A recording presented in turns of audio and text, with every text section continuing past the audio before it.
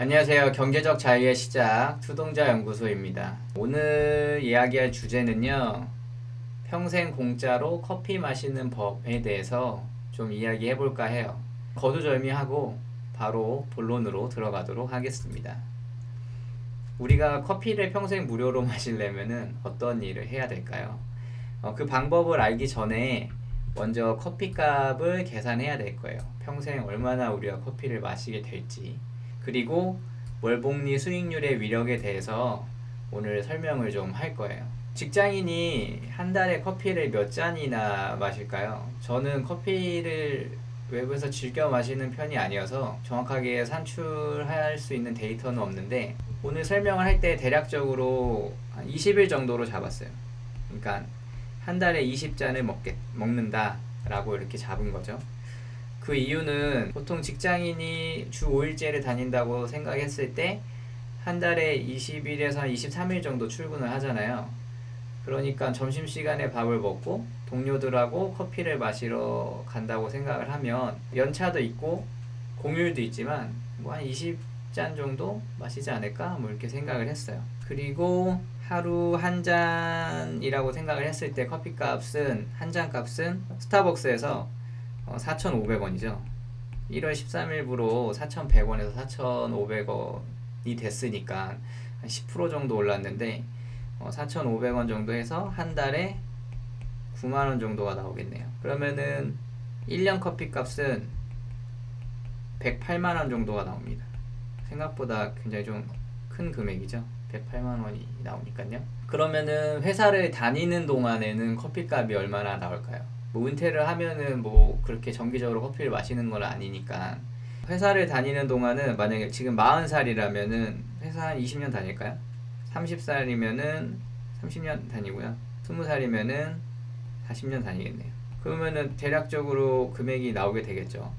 이 정도 금액이 나오게 돼요. 그러니까 저희가 지금 커피값에 대해서 얘기를 하고 있지만 금액으로 치면은 거의 중형차 한 대 값에 대해서 이 금액을 어떻게 내가 세이브 할 수 있느냐 이걸 얘기하고 싶은 거예요. 그러면은 다음으로 넘어가 볼게요. 먼저 우리가 커피값을 무료로 할 생각보다는 줄일 대안을 먼저 생각을 해볼게요. 줄일 방법을 어떻게 생각을 떠올릴 수 있는지 그거 먼저 얘기를 해보도록 하겠습니다. 아까 변수가 있었잖아요. 변수가 두 개였어요. 가격하고 횟수, 그러니까 잔수죠. 이 변수를 조정하면 당연히 금액을 줄일 수 있겠죠. 커피를 먹는 횟수를 줄인다. 한 달에 20잔, 20잔이라고 했어요. 한 달에. 이거를 10잔으로 줄이는 거예요. 그럼 108만원이 뭐 54만원이 되겠죠. 그리고 두 번째 방법으로는 저렴한 커피집을 찾는 거예요. 스타벅스는 4,500원이지만 직장이 많이 모여있는 곳에는 항상 커피집이 좀 싼 커피집이 있거든요. 동네 커피집이 있는데 이런 데는 그냥 계산하기 편하게 2,250원이라고 좀 생각을 해봅시다. 만약 이렇게 했을 때 이 54만원이 27만원이 되겠죠. 그만큼 우리는 금액을 많이 줄일 수가 있는 거예요. 근데 변수를 또 고려할 부분이 있겠죠. 어떤 직장인은 나는 브랜드 커피 무조건 마셔야 된다. 이런 직장인이 있을 거란 말이에요. 그럴 경우에는 지불 금액을 좀 우회하는 경로를 알아보는 방법도 있을 거예요. 신세계 상품권을 사서 10만원짜리를 사면 현금으로는 지금 시세를 제가 정확히 모르겠는데 97,400원 정도에 아마 살 수 있을 거예요. 현금으로 하면 대략적으로 98,000원이면은 그러니까 2% 정도는 할인을 받을 수가 있어요. 상품권을 살 때. 그러면은 이거를 SSG 페이로 바꾼 다음에 이걸 스타벅스에서 사용할 수가 있습니다. 그럼 결론적으로는 2% 정도니까 20대라고 했을 때 20살이라고 했을 때 내가 평생 먹을 커피가 4천만원이라고 했으니까 한 80만원 정도는 아낄 수 있는 상황이 올 수 있겠네요. 더 싸게 살 수 있으면 또 더 싸게 살 수도 있고요. 지금 3번 같은 경우에는 그냥 변수를 고려하기 위해서 넣은 거지 그게 중요한 건 아니에요. 중요한 거는 횟수를 줄이거나 저렴한 커피집을 찾아서 금액을 낮추는 거죠. 이제 다 나왔어요. 어떻게 해야 될지, 뭐가 다 나왔다는 건지 모를 수도 있겠지만요. 월복리 수익률의 위력에 대해서 얘기를 좀 해볼게요.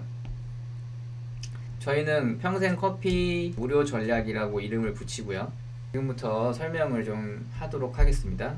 기존에 먹던 커피 구매 횟수를 반으로 줄여요. 어떤 A라는 사람이 있었고, 이 사람은 2021년에 한 달에 20잔이라는 커피를 마시는, 1년에 240잔을 마시는 사람이 있었어요. 그분을 상대로 제가 전략을 짜 드리는 거예요. 자, 20잔이 10잔이 됐죠. 1년에 120잔이 됐으니까요. 108만원 중에 54만원이 남게 될 거예요. 당연히 작년에는 108만원을 썼는데 이번 연도에는 54만원을 쓰겠죠. 그럼 이분이 54만원이 남았죠. 이 54만원이 남은 거를 적립식 지수 투자를 하는 거예요. 적립식이니까 54만원을 12로 나눠서 그럼 뭐 45,000원이겠죠. 45,000원씩 매달 투자를 하는 거죠. 기간은 10년. 투동자의 그 슬로건이 평범한 직장인도 10년 안에 경제적 자유를 얻을 수 있다 였잖아요. 그러니까 모든 기준은 보통 한 10년에서 20년 사이로 잡을 건데 일단 10년이라고 할게요. 이렇게 투자를 하면은 어떻게 되느냐 한번 저희가 확인을 좀 해보도록 하겠습니다. 월복리 계산기라고 누르면 넘어가는데 일단 제가 뽑아놔가지고요.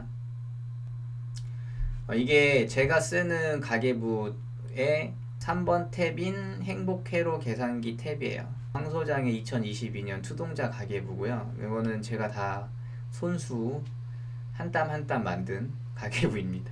그래서 정리식 월복리 계산기를 미리 제가 한번 써봤는데 저희가 54만원이었잖아요. 남는 돈이. 그래서 12개월로 하면은 45,000원이 나오겠죠. 연이자 8%로 투자를 한다는 거예요. 이게 정리식 투자의 수익률을 보면은 8% 정도 되거든요. 명목 수익률이긴 하지만 8% 정도 되는데 이 투자 수익률을 넣었을 때 10년 후에 원금은 800만원이 되고요. 11년 차에 65만원의 금융소득을 얻을 수 있게 됩니다. 저희가 아까 108만원을 작년에 쓰던 사람이 54만원을 이번 연도에 쓰게 됐잖아요.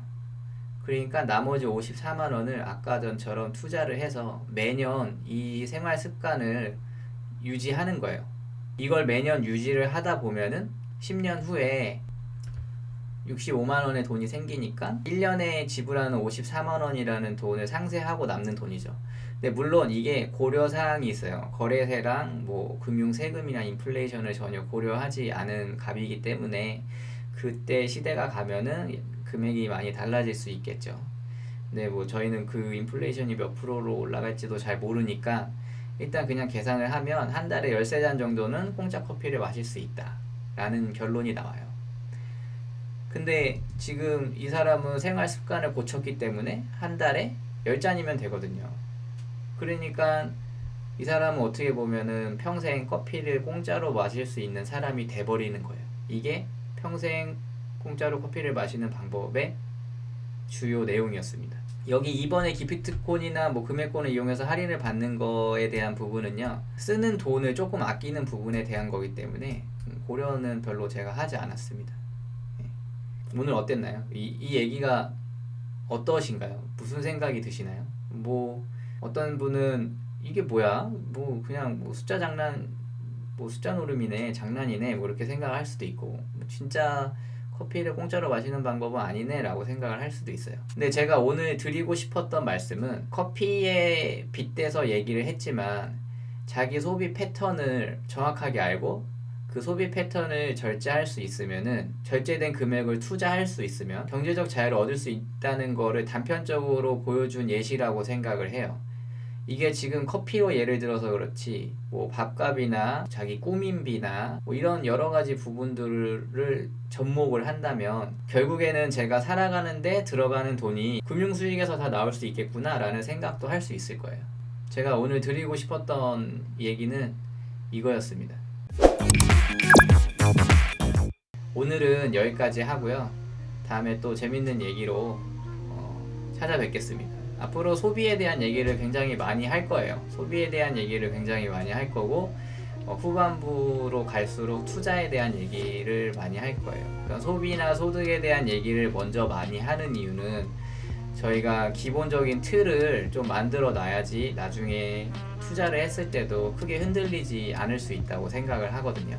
보통은 좀 거꾸로 하는 것 같아요. 직장인들이 바쁘고 뭐 버는 돈도 한정적이고 이러다 보니까 목돈이 조금 있으면은 뭐 김 과장님이 어디 가서 어떻게 투자를 해서 돈을 좀 벌었다더라, 어디 뭐 삼성전자가 안전하다더라, 뭐 이렇게 해서 좀 대충 투자를 하는 경향이 있는데, 이게 밑단이 탄탄하지 않으면은 언젠가는 무너지게 돼 있습니다. 그리고 뭐 삼성전자 뭐 3천만 원, 보통 직장인들이 그 정도 돈을 굴리거든요. 3천만 원에서 막 1억 사이, 좀 많이 하시면 2억 정도 하겠죠. 그 정도 이렇게 굴리는데 뭐 삼성전자에서 이번 연도에 뭐 몇 프로 먹었어요. 그러면 다음 연도에 어떻게 할 거냐는 거예요. 그런 계획이 없기 때문에 사실 힘든 거거든요. 그러니까 그런 계획을 계속 세워가는 과정에 대해서 앞으로도 좀 얘기를 하려고 합니다. 오늘 동영상이 좀 생각을 하게 하는 그런 동영상이 됐으면 하는 바람이 있고요. 저는 이만 다음 시간에 뵙도록 하겠습니다. 투자자분들의 행복 소비를 응원합니다.